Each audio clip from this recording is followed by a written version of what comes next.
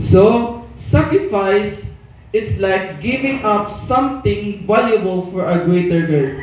From the word giving up something valuable, it means you giving up something na pinaka-importante kaysa imo. Unsa may example sa mga pinaka-importante mo? Kana ba kang unsa man? Kana ba kang imong pwede? Or kana ba ka ang imong gi-sacrifice tanan pero wa ka gisugtan? Kana ba kang sacrifice? Kana ba? Unsa man? What kind of sacrifice? Usa nga example, si Jesus Christ mga kaigsunan. Niani siya dinhi sa kalibutan, unsay purpose niya diri?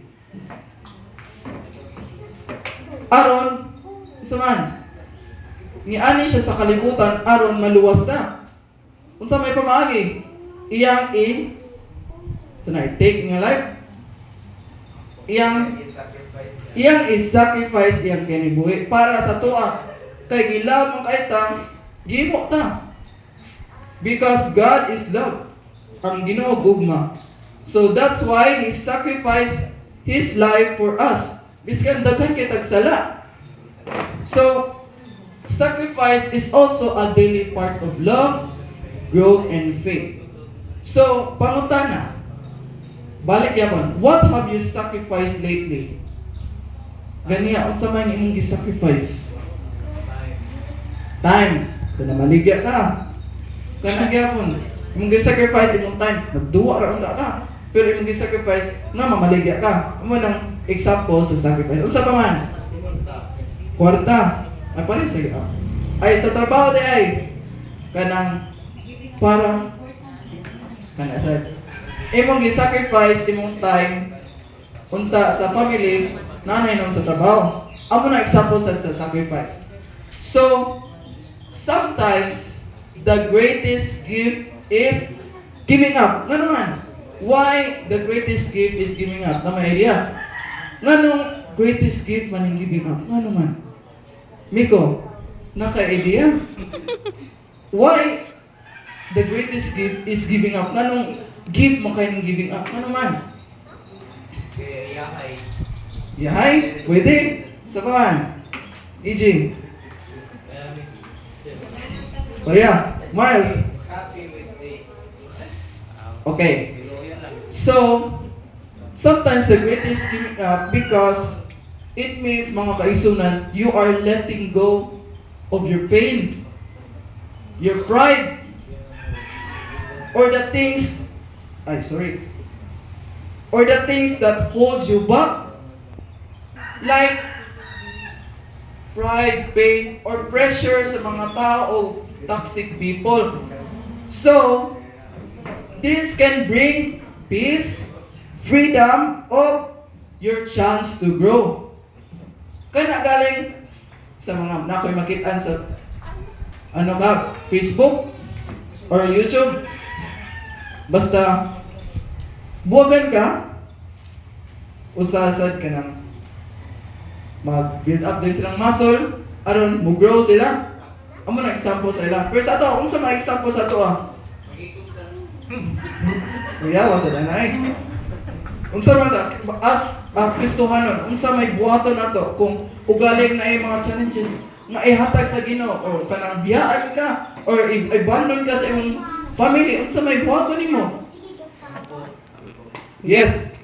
Mag-ampo. Unsa pa man? Unsa pa man? Unsa pa man? Mag-ampo o kung mag-ampo lang ka, dapat gamitan sa nimo og effort. Ana mangita ka og friends nga mo support nimo. Dili mangitag lain. Isa na. So, na mga acronyms diri. Sacrifice, 9 words. So ako ni gitagaan og each meaning. Sa S, unsa man? Selflessness. So many selflessness. Selflessness, sacrifice begins with putting others before yourself. So may giminana. imong imong kaugalingon kaysa niya. Ah? So may example ana. Kana mag-donate ka og mga kwarta, mga tagtag pagkaon sa mga pobre, or you forgive someone nga napakasakit nimo. So muna example sa business. So we need to be always humble at all times, kay masakitan na gid kag maayo ana kung dili na mo i-let go ang pain. So we need always to be selflessness in order na kay chance mo grow mga kaisunan. Next is action. Action, love is not just a feeling, it's shown through action. So tinuod gyud to giingon, action speaks louder than words. Kay di man nimo makita ang love kung iya ra giingon. Example ka nang mag-message mo, moingon siya, I love you. Tinuod ba kana? Dili. Kay depende. Para diri sa Biblia rin. Para diri di na siya tinod. Ay depende na siya. Pero para sa kuha, di na siya go-show og love. Dapat makita gid sa real life.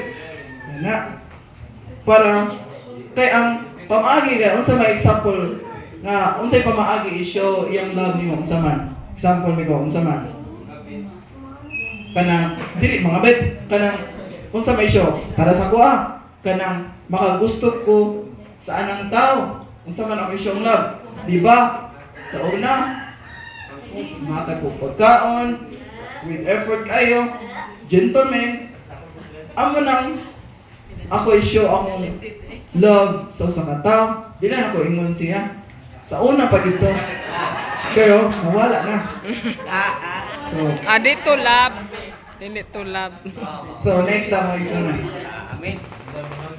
Next is letter C, commitment. What's commitment? Commitment is a sacrifice, requires dedication even when it's hard. So commitment, it requires dedication. Di pa dali-dali ba? Even when it's hard, tagaan kag challenge sa Ginoo, dili na dayon ka. Basta ang love nimo sa usa ka tawo kanang wa pa siya nag-show murag para sa imo. Ganahan ko nga i-love na gid ko, i-love ba? Ganahan ko nga kami na gid. Pero wa pa man niya gipakita. So murag ni give up na ka, first ako. You give up. Pero ako usbon akong sarili. Dili ay mao. So I need to sacrifice that this requires dedication. I need to be patient because God will plan basin ni ay. Ana. Next is responsibility. Responsibility is we sacrifice because we take responsibility for our family, goals, and calling. Usa sa ani mga future generations na to. Kita, Gen Z generations karon. Mga 2010 man, di ba? 2000 hangtod 2010. So, current generation, we need to be always take responsibility and be disciplined. Dapat maningkamot ka sa imong studies o uban pa imong paningkamutan. Para pag future imong mga anak dili na siya magkalisod. Kay imong pamilya, pobre imong mama, pobre imong papa. Tapos kung di ka maningkamot, sobrang pobre gid ka. May mong pobre gid ka maayo kung di ka maningkamot. Sobrang pobre. So, we need to take responsibility in order na ma-save atong generations, future generations. So, amo lang responsibility. Next is integrity. Unsa man siya? Integrity is even when no one sees it, sacrifice done in honesty, honor God. Kung naa kay nahimo nga maayo, ang Ginoo ra gyud makita kay usay dinhi sa modern day basta na kay nahimo nga maayo di kay makita sa tao. Pero kung na kay nahimo nga mali, mabayran ni noon. I-bash kag maayo, i-trust ka. Pero ang Ginoo nakakita man, siya na may nakakita sa tuwa, kung sige, so mo na, the Lord will provide ka ng, sige, ito ka na, i-honor ka sa Ginoo. As you are my, sige, ito ka na, you are my good servant. Una siya, integrity. Next is faith. So faith is trusting that what you give up will lead to something greater. Suma siya. Usasad kanang dili lang ta sa real life, dili ta sa biblical.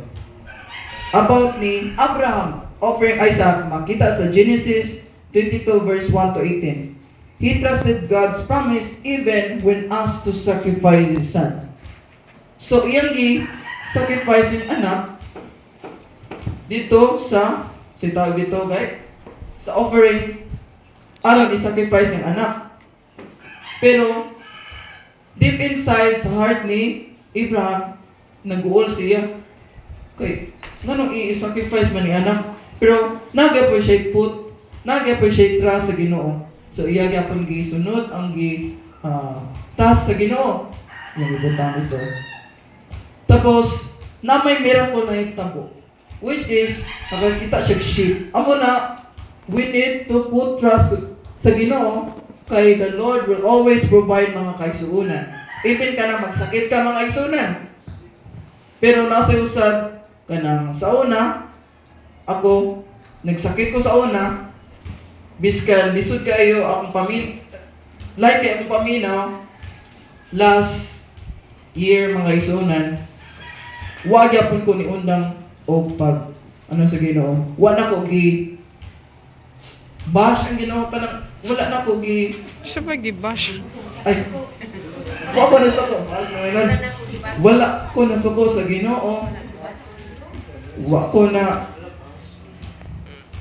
basta ka na akong gihimo, nagpasalamat yapon ko, nabuhay ko.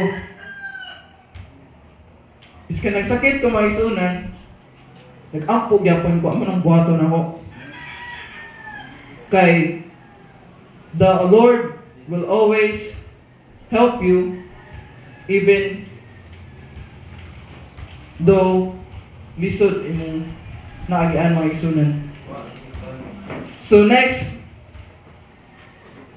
inspiration.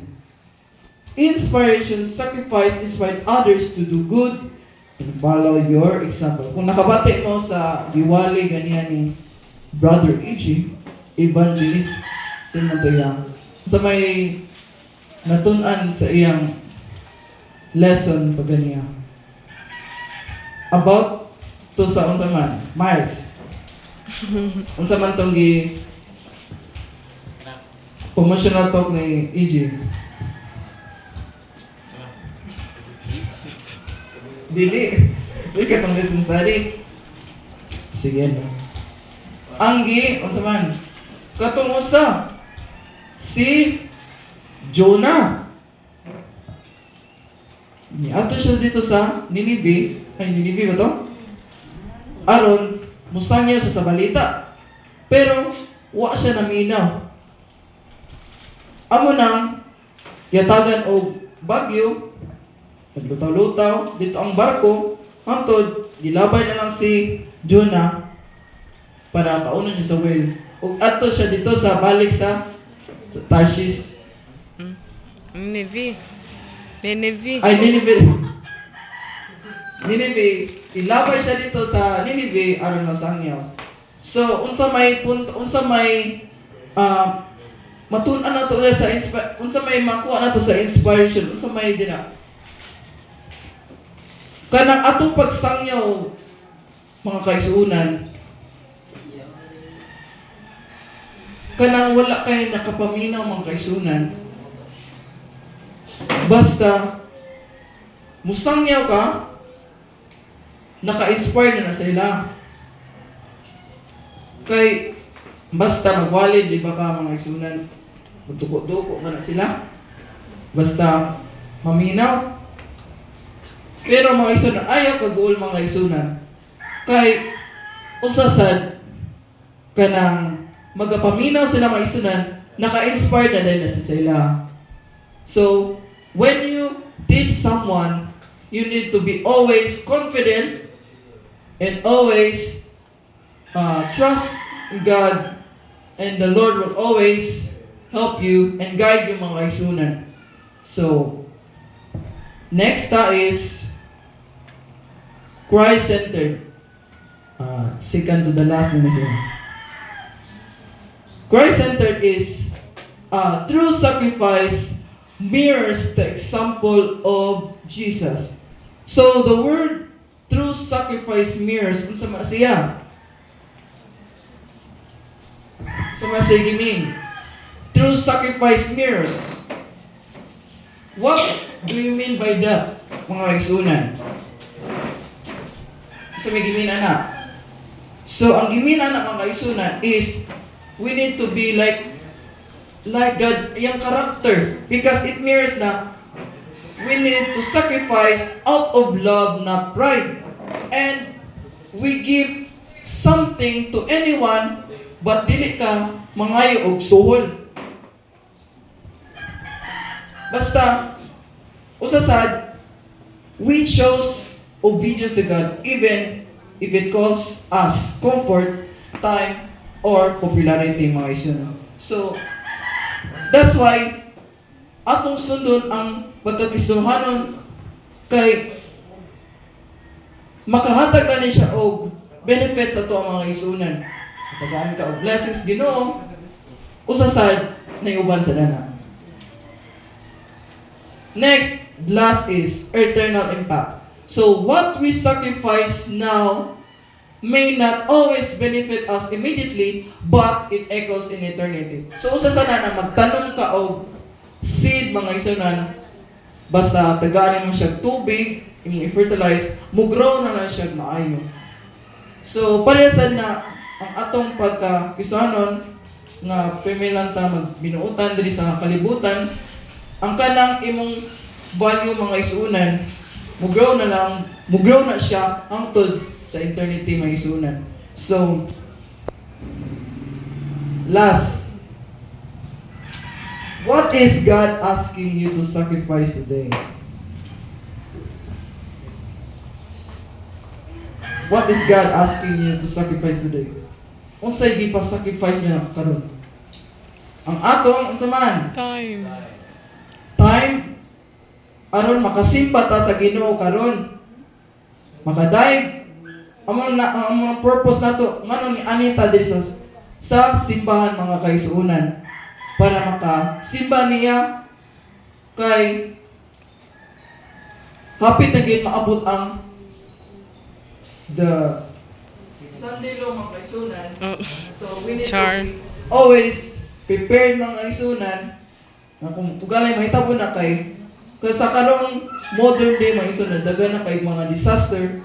So, we need to be always prepared para kitang tanan maka-ato sa kalibutan. Maka-ato dito sa langit mga isyanan, hayahay ka dito, o ang pagpuyo na to dito, eternity na mga isyanan. So, this is my prayer and God bless tanan.